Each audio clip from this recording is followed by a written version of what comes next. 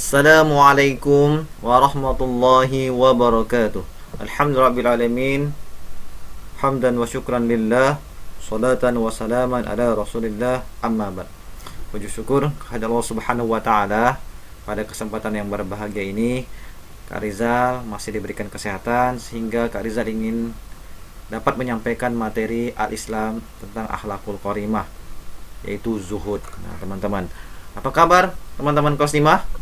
Semua kalian dalam keadaan sehat walafiat, tiada yang kurang dalam diri kalian. Kalian tetap semangat dan selalu rajin dalam melaksanakan aktivitas-aktivitas, baik kegiatan di rumah, tugas dari gurunya dikerjakan dengan baik.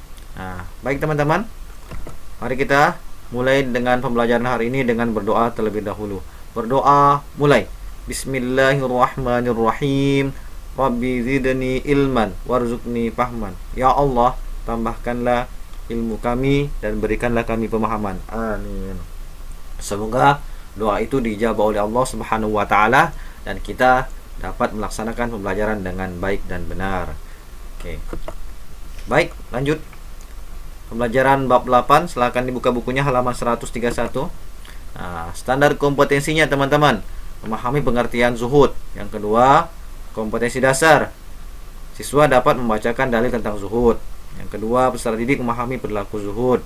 Yang ketiga, peserta didik memahami ciri-ciri berperilaku zuhud.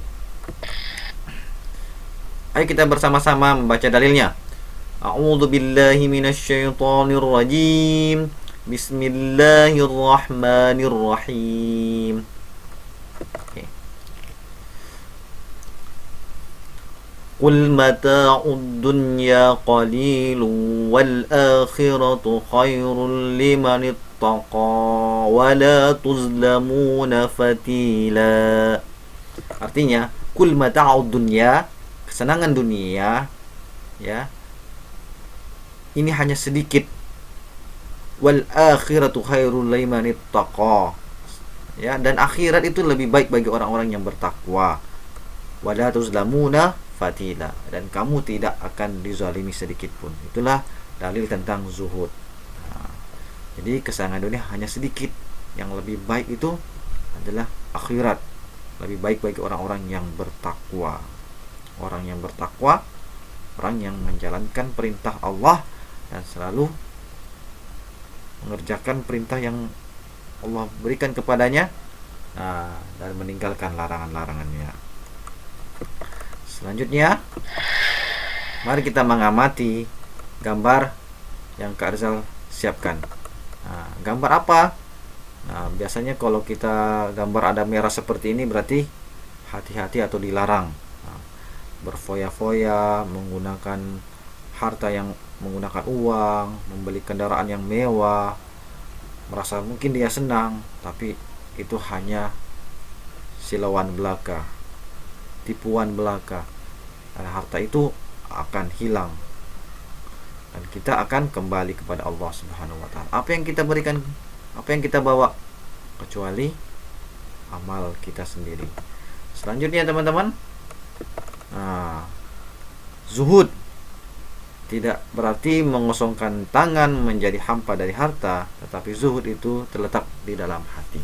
Zuhud di dalam hati. Kadang zuhud itu bisa terjadi bersama dengan kekayaan atau bersama dengan kemiskinan. Jadi orang kaya bisa jadi dia zuhud juga, dan orang miskin juga termasuk bisa zuhud juga. Nah, kita lihat, nah, teman-teman, genggamlah dunia di tanganmu, letakkan akhirat di hatimu, agar kamu senantiasa mengingati akhirat tanpa melupakan dunia. Sayyidina Abu Bakar As-Siddiq.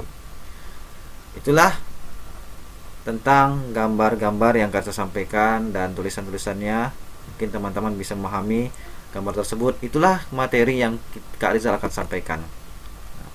Yang pertama, akhlakul karimah. Dalamnya ada zuhud, ada qanaah, dan ada amanah. Dan di situ ada ciri-cirinya, selanjutnya ada hikmahnya. Inilah pembelajaran kita. Yang pertama, kita belajar tentang zuhud. Jadi harus memahami dulu zuhud menurut bahasa dan istilah. Nah, zuhud menurut bahasa artinya berpaling dan meninggalkan sesuatu. Sedangkan secara istilah, zuhud adalah suatu sikap hidup seseorang yang tidak mementingkan dunia, ya, yang tidak terlalu mementingkan dunia atau harta kekayaan dan lebih memikirkan akhirat. Nah, adapun orang yang berperilaku zuhud ini disebut zahid, ya. Apa teman-teman? Zahid. Perhatikan ya. Nah, saya akan menjelaskan. Bukan berarti orang yang zuhud itu meninggalkan dunia, teman-teman. Tidak. Tapi dia berusaha beribadah, sholat, zikir, berpuasa dan sebagainya. Nah, dia menjadikan dunia ini sekedar sarana untuk menuju kebahagiaan yang hakiki, yaitu akhirat. Orang zuhud itu apakah tidak mencari nafkah, Kak Rizal? Tetap mencari nafkah, tetap bekerja, tetap mencari bekerja untuk menghidupi keluarga, menghidupi anak. Tapi semata-mata kewajiban, tidak melalaikan kewajiban sebagai khalik, sebagai apa? Sebagai manusia yang menyembah Allah. Nah, semata-mata orang yang zahid ini semata-mata kehidupan dunia itu sebagai jembatan menuju kehidupan akhirat, ya. Dia tidak terlena dengan kenikmatan yang Allah berikan dunia. Hidupnya akan dia mengetahui kalau dia memikirkan tentang dunia, hidupnya akan sengsara di akhirat. Nah, bagi teman-teman harus memahami tentang istilah zuhud tersebut. Jadi istilah zuhud tidak semata-mata tidak memiliki harta atau tidak memikirkan urusan duniawi, tapi zuhud dalam arti yang sebenarnya merupakan kondisi pribadi seseorang yang tidak terpengaruh oleh dunia atau harta, tapi kepentingannya adalah akhirat. Hatinya mengontrol nafsunya agar tidak mencintai dunia. Orang yang berperilaku zuhud dinamakan zahid.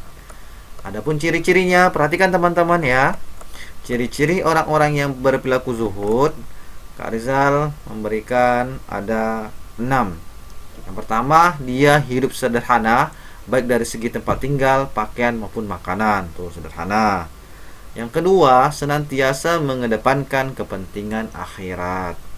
Yang ketiga, tidak mudah terpengaruh dengan kesenangan duniawi. Dan yang keempat, tidak menumpuk-numpuk harta. Apabila memiliki banyak harta, maka ia gunakan sebagai penunjang kesempurnaan untuk beribadah. Yang kelima, menghindari hidup berfoya-foya dan bermegah-megahan. Yang keenam, sangat berhati-hati dalam memperoleh atau mencari nafkah. Teman-teman bisa melihat di buku halaman 130 dan 131. Di situ ada tokoh yang bernama Ki Bagus Hadikusumo. Kenapa Ki Bagus Hadikusumo? Dia termasuk tokoh Muhammadiyah yang zuhud. Teman-teman kenal kan dengan Ki Bagus Hadikusumo?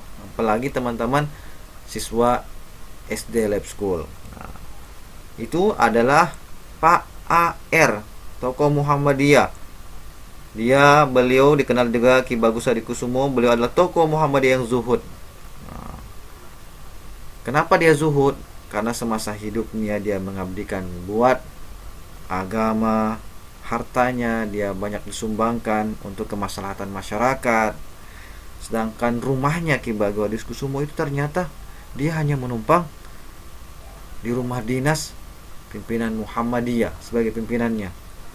Padahal uang yang banyak, kenapa ia tidak belikan untuk kemewahan dirinya, tapi semata-mata dia gunakan untuk kepentingan kemaslahatan umat. Nah, ya, dia tidak terlalu cinta dengan harta, tapi dia cinta dengan